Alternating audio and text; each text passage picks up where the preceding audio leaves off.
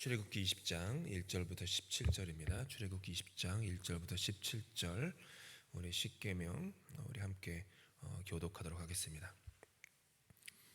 하나님이 이 모든 말씀으로 말씀하여 이르시되 나는 너를 애굽 땅 종되었던 집에서 인도하여 낸 내 하나님 여호와니라. 너는 나 외에는 다른 신들을 내게 두지 말라. 너를 위하여 새긴 우상을 만들지 말고 또 위로 하늘에 있는 것이나 아래로 땅에 있는 것이나 땅 아래 물속에 있는 것에 어떤 형상도 만들지 말며 그것들에게 절하지 말며 그것들을 섬기지 말라. 나 내 하나님 여호와는 질투하는 하나님인즉 나를 미워하는 자의 죄를 갚되 아버지로부터 아들에게로 3, 4대까지 이르게 하거니와 사랑하고 내 계명을 지키는 자에게는 1000대까지 은혜를 베푸느니라. 너는 내 하나님 여호와의 이름을 망령되게 부르지 말라. 여호와는 그의 이름을 망령되게 부르는 자를 죄 없다 하지 아니하리라. 안식일을 기억하여 엿새 동안은 힘써 내 모든 일을 행할 것이나 일곱째 날은 내 하나님 여호와의 안식일인즉 너나 내 아들이나 내 딸이나 내 남종이나 내 여종이나 내 가축이나 내 문 안에 머무는 객이라도 아무 일도 하지 말라. 이는 엿새 동안에 나 여호와가 하늘과 땅과 바다와 그 가운데 모든 것을 만들고 일곱째 날에 쉬었음이라. 그러므로 나 여호와가 안식일을 복되게 하여 그날을 거룩하게 하였느니라. 내 부모를 공경하라. 그리하면 내 하나님 여호와가 내게 준 땅에서 내 생명이 길림. 살인하지 말라. 간음하지 말라. 도둑질하지 말라. 내 이웃에 대하여 거짓 증거하지 말라. 함께 읽습니다. 내 이웃의 집을 탐내지 말라. 내 이웃의 아내나 그의 남종이나 그의 여종이나 그의 소나 그의 나귀나 물은 내 이웃의 소유를 탐내지 말라. 아멘.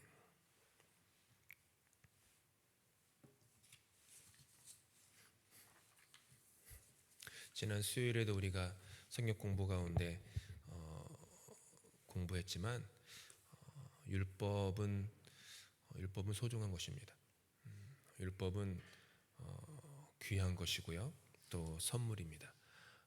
그런데 이제 복음을 통해서 거듭난 우리에게 있어서 우리가 쉽게 놓치는 게 뭐냐 하면 율법에 있는 글자를 지키는 것으로 멈춘다라는 것입니다. 물론 율법에 있는 글자를 지키지도 않는 신자들이 수두룩합니다. 근데 율법에 있는 그 글자 혹은 문자 그거를 지키는 신자가 개중에 있다고 하더라도 율법에 담긴 정신을 지키는데 그 마음을 쓰거나 그런 것을 이렇게 이해하고 인지하고 인식하는 경우들은 매우 연약합니다. 우리가 이 십계명이 그냥 단순히 문자다, 글자다라고만 생각하면 수천 년 전에 있었던 오래된 것밖에 되지 않을 수도 있습니다. 그런데 십계명에 담긴 그 글자에 담긴 의미, 의도, 글자에 담긴 정신 이것들을 우리가 보게 되면 그것은 2000년 전이나 3000년 전이나 4000년 전이나 지금이나 앞으로 다가올 세대에나 언제나 그 율법에 담긴 정신은 여전히 우리에게 주는 메시지가 있고 진리로 받아들일 수 있습니다. 오늘은 우리가 8계명인데 도둑질하지 말라라는 계명입니다. 어떤 점에서 신자들에게 있어서 뭐 살인하지 말라, 간음하지 말라, 뭐 등등등의 여러 계명, 안식일을 거룩하게 지키라 수많은 계명이 있는데 현대 이 물질 문명의 세계를 살고 있는 저와 여러분들에게 있어서 10계명 중에 가장 어려운 계명이 아마 8계명이 아닐까 생각이 됩니다. 왜냐하면 8계명은 물질에 대한 계명이기 때문입니다. 재물에 대한 계명입니다. 다른 말로 하면 내게 있는 소유에 대한 계명이기 때문에 어떻게 보면 이것이 제일 어려운 계명이겠죠.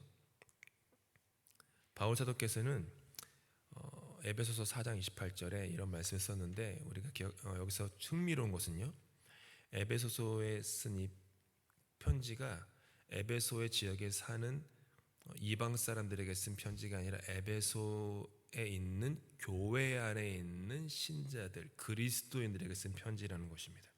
거기에 이런 말씀을 합니다. 도둑질하는 자는 다시 도둑질하지 말고 돌이켜 가난한 자에게 구제할 수 있도록 자기 손으로 수고하여 선한 일을 하여라. 여기서 우리가 알 수 있는 게 뭐냐 하면은 에베소라고 하는 그 초대교회, 성령이 충만하고 말씀이 충만하고 그리고 사도들이 살아서 사역하던 곳, 특별히 바울 사도가 사역하는 그곳에 신자들 가운데 도둑질하는 자들이 많았다라는 거예요. 이 놀랍지 않습니까? 이런 말을 쓰지 않고 이렇게 했죠. 세상에서 도둑질하는 자들아, 그대들은 도둑질하지 말고 세례를 받아 그리스도인이 되어 교회로 들어와라. 이렇게 말하지 않습니다. 이미 세례를 받고 그리스도인이 된 교인들, 신자들에게 바울이 보니까 도둑질하는 자가 있다. 꽤 있다. 도둑질하지 말아라. 돌이켜라. 그리고 바울 사도가 거기에 멈추지 않고 왜 그래야 하는가에 대한 얘기를 하냐 하면 당신들이 가진 소유를 가난한 자들을 구제하는데 써라. 자기 손으로 수고해서 선한 일을 해라. 이렇게 권면하는 것이 매우 흥미로운 지점입니다. 살인하지 말라라고 하는 6계명은 이웃의 생명을 해하지 말라라는 계명이죠. 간음하지 말라라는 7계명은 배우자에게 해를 끼치지 말아라 라는 계명이겠죠. 도둑질하지 말라라는 8계명은 이웃의 물건에 해를 끼치지 말라 라는 것이겠죠. 하나님이 우리에게 준 것을 속이지 말아라.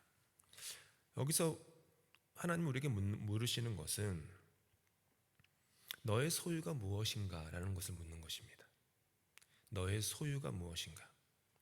그것이 이웃이건 배우자이건 물질이건 그 모든 것들이 진정 어디에서 왔는가 라는 질문을 하는 거예요.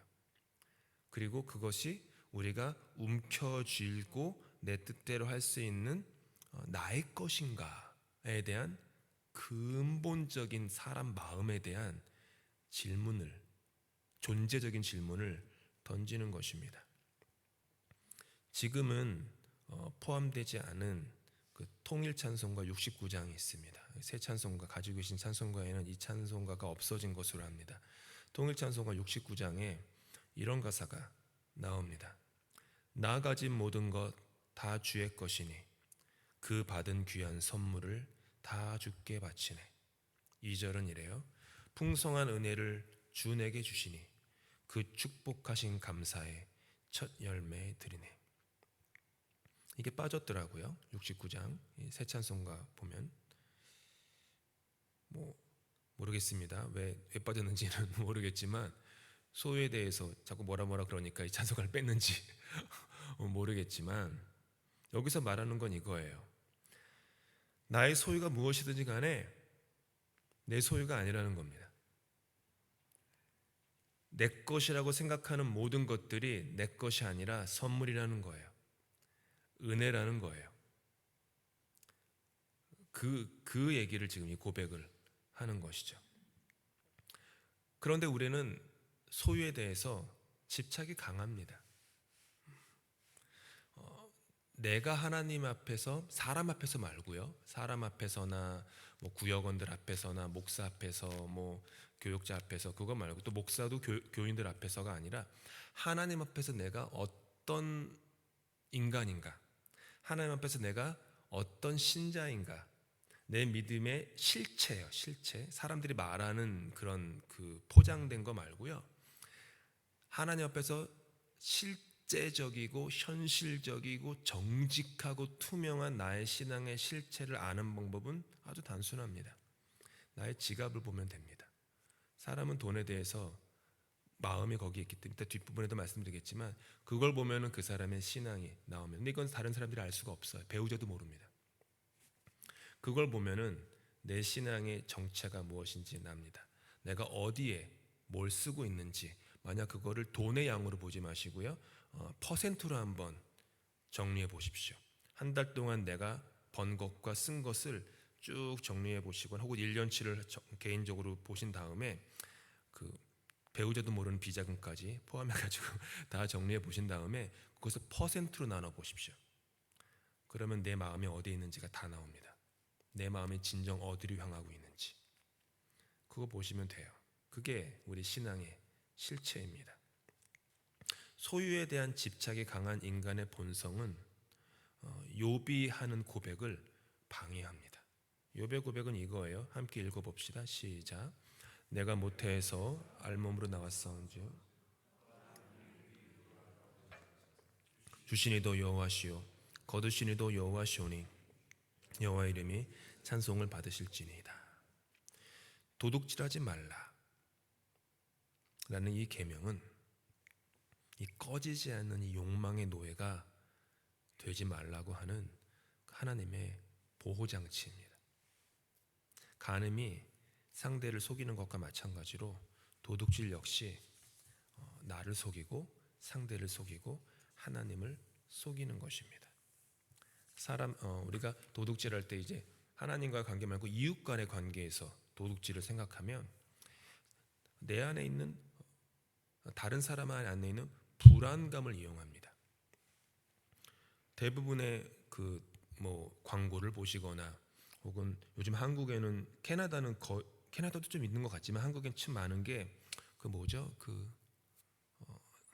한국말이 생각이 안 나네요. 이렇게 몰래 전화해가지고 속여가지고 여기 검찰인데요. 이러면서 어머니께서 무슨 일? 보이스피싱. 보이스피싱 왜 합니까? 돈 때문에 하는 겁니다. 근데 그 밑바닥이 아니죠. 뭘 하는 거예요? 속이는 거예요. 보이스, 자기 목소리로 피싱, 낚시하는 거죠. 낚였다라고 얘기하는. 그래서 우리가 한국 표현 낚였다. 여기도 보면은 계속 뭐가 와요. 제 전화로 왜 그렇게 캐나다 컬렉션 무슨 에이전시라고 메시지가 와가지고 채무가 있는지 그거 안 갚으면 뭐가 된다고 이런 말 계속 와요. 아마 제 전에 쓰던 제 번호가 뭐가 있었나 봐요. 그래서 그거 막 한번 블락시키느라고 그러면 또 뭐가 전화가 와요. 안 받죠. 웬만하면 안 받습니다. 사람 안에 있는 불안감을 이용합니다. 사람 안에 있는 환상과 욕망을 이용해서 속입니다. 신학자 아퀴나스는 도둑질하는 것을 또 어떻게 얘기했냐면은 임금을 지불하지 않는 것, 물건을 사고 팔 때 속임수를 쓰는 것, 명예로운 자리를 얻기 위해서 돈을 쓰는 행위를 하는 것 모두를 도둑질로 보았습니다. 성경에 보시면 성경에 하지 말라라는 계명이 많이 있는데 구약 성경에서 특별히 제일 많이 나오는 하지 말라라는 계명이 뭔지 아십니까? 저울을 속이지 말아라. 그거 굉장히 많이 나옵니다.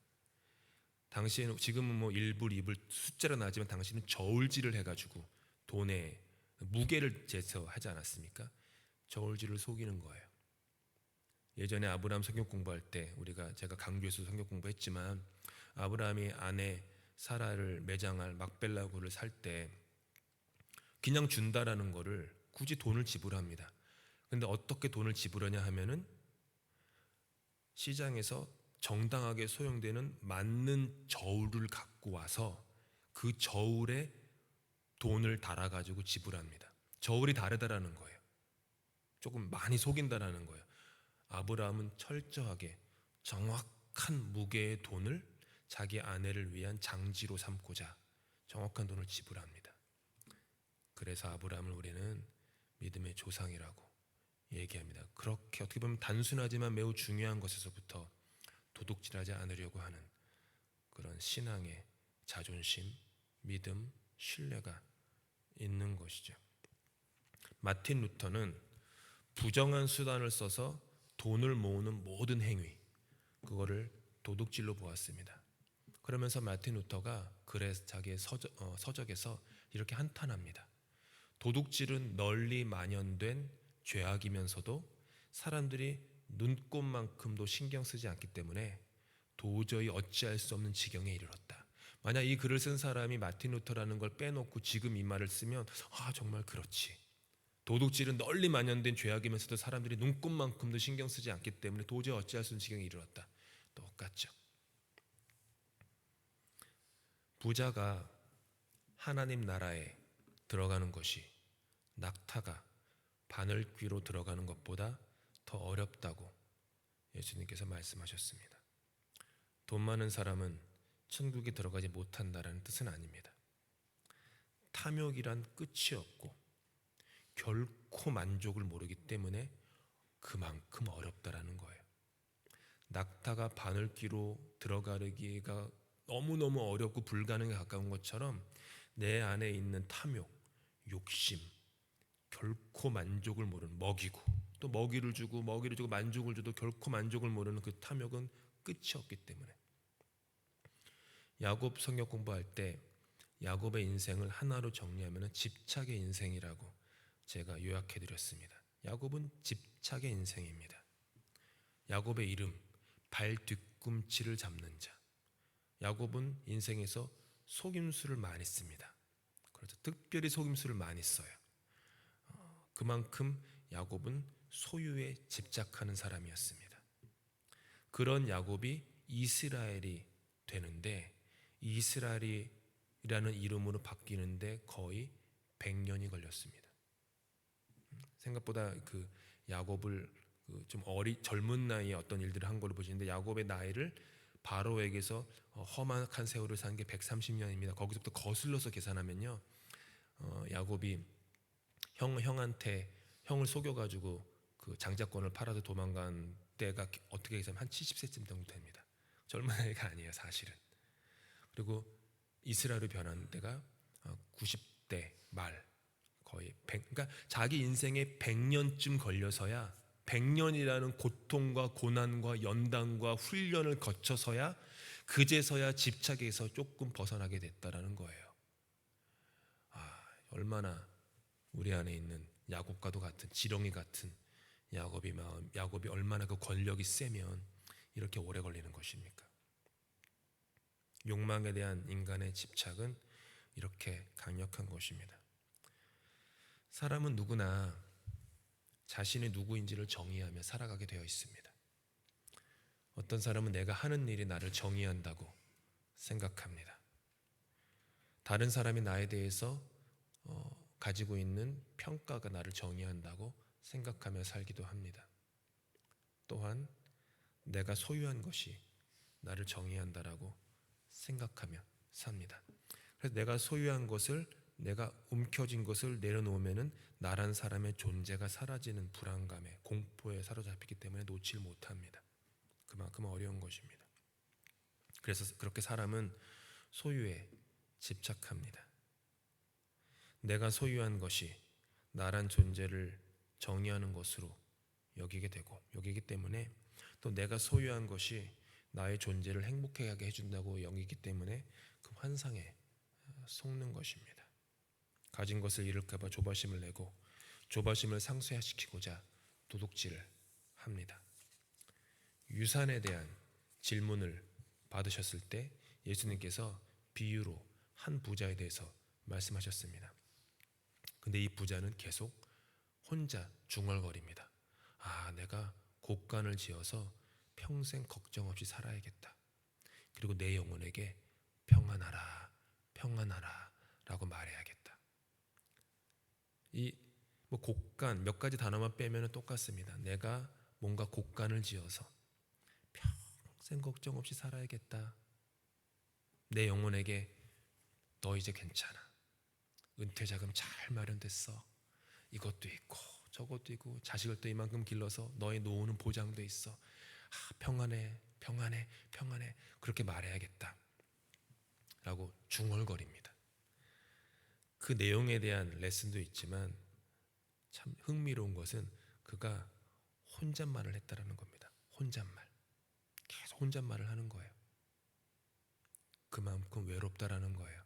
가진 게 많아도 그 존재가 혼잣말하는 존재처럼 외로운 존재가 어디 있습니까? 아무도 듣는 사람이 없는 거예요. 자기 존재에 대한 왜곡된 믿음, 환상과 집착. 우리는 물질을 소유하며 살아갑니다. 아마 인류 역사상 가장 이 부분이 극적이고 극적으로 그 강조되고 노출된 시대에 살고 있습니다. 자본주의에 살고 있기 때문에 자본 뭐 말이 좋아 자본이죠. 돈이죠. 돈주의 세상에 살고 있습니다. 성경은 말씀합니다. 소유하되 마음을 빼앗기지 말아라. 소유하되 마음을 빼앗기지 말아라. 오죽하면 예수님께서 주기도문을 할 때 가르치시면서 소유에 대해서 딱 하나 기도를 가르치셨는데 일용할 양식을 주옵시고, 일용할 양식이면 충분하다라는 기도를 가르치셨어요. 근데 이 땅에 사는 저와 여러분 포함해서 일용할 양식 하나로 충분하다고 생각하고 사는 사람이 세상에 어디 있습니까? 눈 씻고 찾아봐도 없을 겁니다. 근데 예수님은, 우리가 믿는 예수님은 더 많은 걸 구하지 말고 일용할 양식을 주옵시고 그것이 충분한 기도다 라고 얘기하셨습니다. 이런 거 보면 손동이라는 이 인간 존재가 갈 길이 멉니다. 너무 멀리 있어요. 일용할 양식을만 구함으로 나의 기도가 충분할 정도의 그 경지에 다다르려면 앞으로 또 얼마나 많이 깎여야 되고 얼마나 많이 부서지고 또 이렇게 다듬어져야 될지 참 갈 길이 멉니다. 물질이 있는 곳에 내 마음이 있다 라는 예수님 말씀, 우리 꼭 기억합시다. 우리 지갑이 있는 곳에, 통장이 있는 곳에 우리 마음이 있습니다. 그리고 주님은 우리 마음을 보십니다. 우리의 마음이 움켜쥔 집착의 마음인지 아니면 감사의 마음인지 꼭 봐야 합니다. 그래서 인생에 있어서 전에도 말씀드렸지만은 하나님과 나 사이예요. 이거는 저도 교회에서 이렇게 늘 목회하면서 그 헌금 관련된 거 저한테 보고하거나 요청하지 않습니다.